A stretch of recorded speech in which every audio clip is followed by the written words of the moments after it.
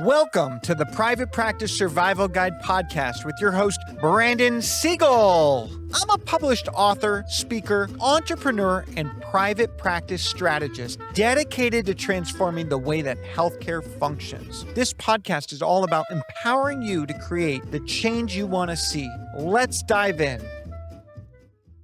Welcome back to the Private Practice Survival Guide podcast. Thank you for tuning in to this episode in which we've got a quick tip episode all about the crucial KPIs when evaluating your total people expense. And so when we're talking about crucial KPIs, I want you to understand that it's what are the ingredients of expenses that make up total people expense, and how do we look at how do we evaluate our total people expense? What are the things that are important to that evaluation process? And so a lot of you probably get stuck in your total people expense is just the wage, taxes, and payroll expense. But there's so much more. And so as an example, I'll give a component. Let's say you have a physician's assistant on staff. Well, that physician's assistant has some form of co-signing or supervision or something in correlation to an MD, I would expect. We need to put whatever expense that is needed into that physician assistant's total people expense. Hey, here's an extra $30,000 of our doctor investing in you to operate and practice within our practice.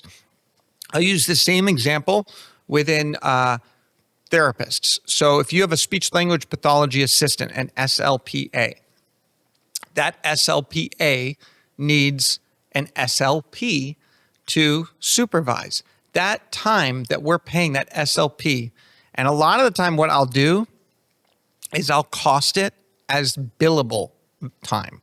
So to me, if you're supervising an SLPA 8 hours a month, that's 8 billable hours of expense going on that SLPA from the SLP's total cost. Because you have to recognize that time is time that SLP is not able to deliver. And some of you are going to say, yeah, but you know what? The doctor doesn't want to see that many cases. That's why we have the PA. I get it, but it's still revenue lost on that MD side. You're like, well, the revenue is being handled by the physician's assistant. Well, no, there's still an additional expense that needs to go on that physician assistant's bottom line, because that's part of that. So we need to make sure we're looking at all-inclusive statistics, KPIs, and we're measuring everything that it takes for that person to perform. So the tools, the equipment, the supervision, the education, the resources, the ingredients that they need in order to perform their job that go up and down based on them doing that.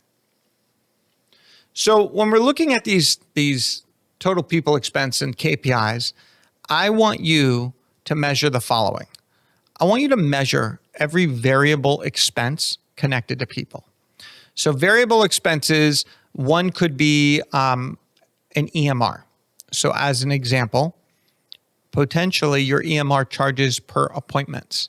So if one employee is doing 150 appointments, they have 150 appointment charges in that EMR that should be on that total people expense. And I know some of you are going to say, Brandon, that's a product of the cost of the business. And I'm like, no, that goes down when you don't have that employee. It is connected to that employee. That employee needs that tool in order to perform their job to document effectively.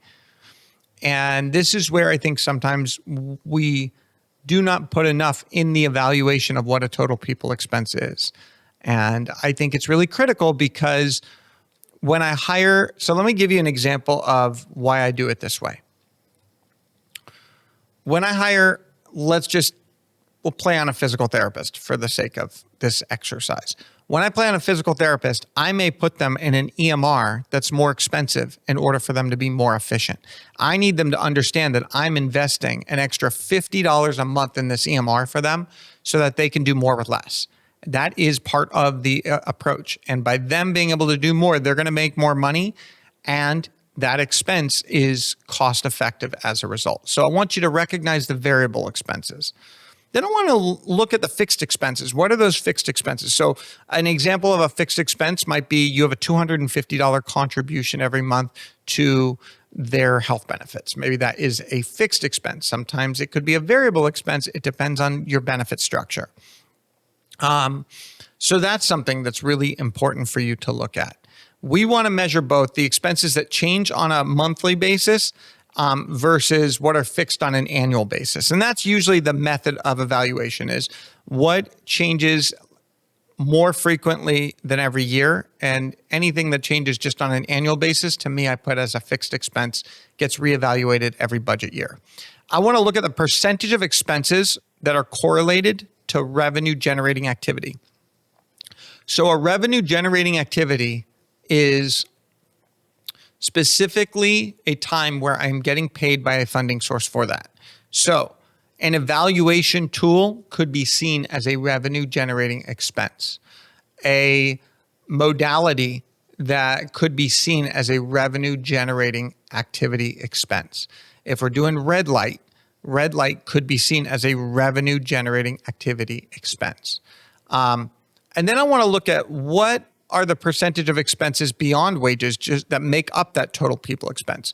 So a lot of you, when I ask this, I'll be like, what is your percentage beyond wages that you feel is connected to your total people expense? And they'll say, well, I think it's like 15 to 20%. And I'm like, look again, you're missing something. So that idea of like, hey, I have $100,000 and only 20% is non-wage order. Look at it, make sure. Normally it's somewhere between 18 to 40%, depending on the structure of your company. So it's important to measure that percentage.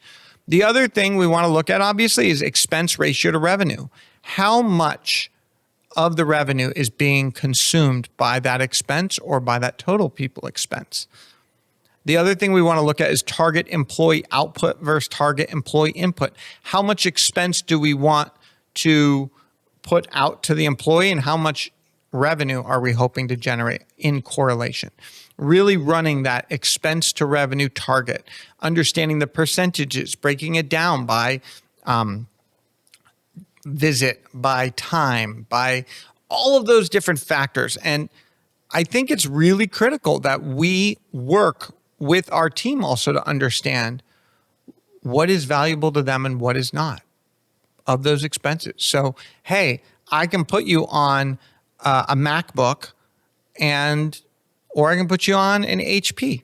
The HP is half the cost.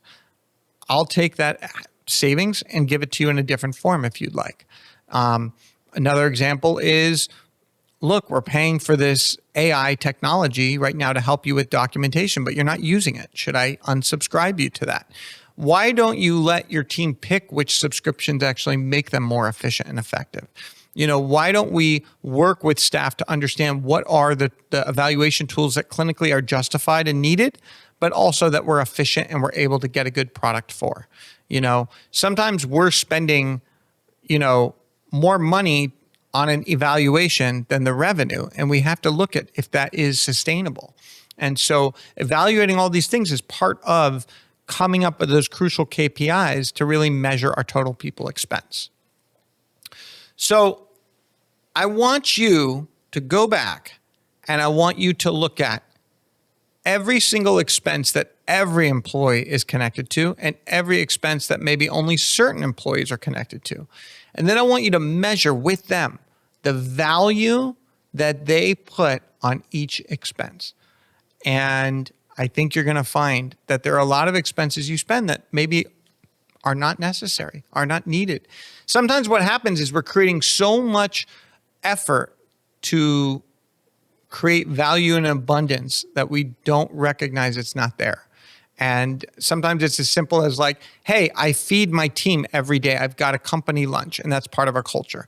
And I'm not telling you to stop that. What I'm telling you is put a valuation to see if every employee sees it as a value.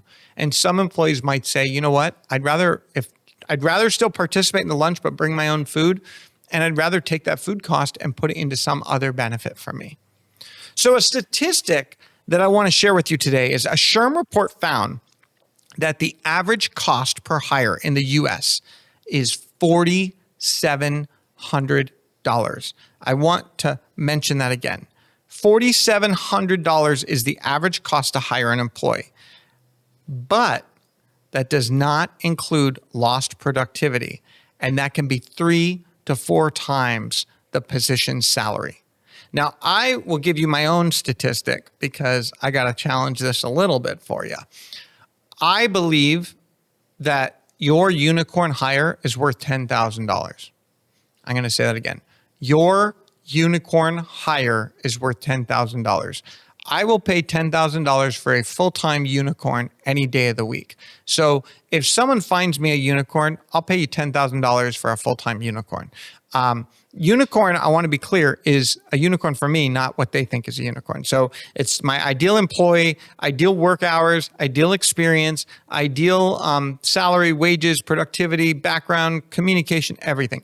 Not someone who says, I found a unicorn and they're a unicorn because I deem them a unicorn. No, $10,000 for what I deem a unicorn. So the same to you. It is worth $10,000 for you if you were to find your unicorn. Because unicorns last a lifetime, and unicorns are truly the magnet to what creates change in our healthcare system.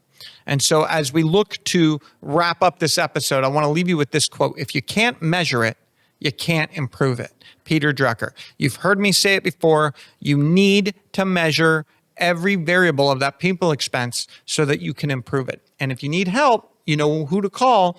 Ghostbusters, no, you can call me. I'm here for you. I care. Thank you so much for tuning into the Private Practice Survival Guide podcast. Please like us, share us, subscribe, watch us on YouTube, listen to us anywhere where podcasts are streamed, and don't forget, together we can thrive, not just survive. Thank you for tuning in to the Private Practice Survival Guide podcast. I'm incredibly grateful to each and every one of you. Exciting news. We're now available everywhere, from Spotify to Apple Podcasts to YouTube or anywhere you like to listen to your podcasts. So watch, listen, and reach out. If you love this episode, please drop a 5-star review. It truly means the world to me. Are you looking for more ways to elevate your practice? If so, now is your chance. Reach out, go to my website, or email me at brandon@wellnessworksmp.com. And remember, it's not just about surviving, it's about thriving.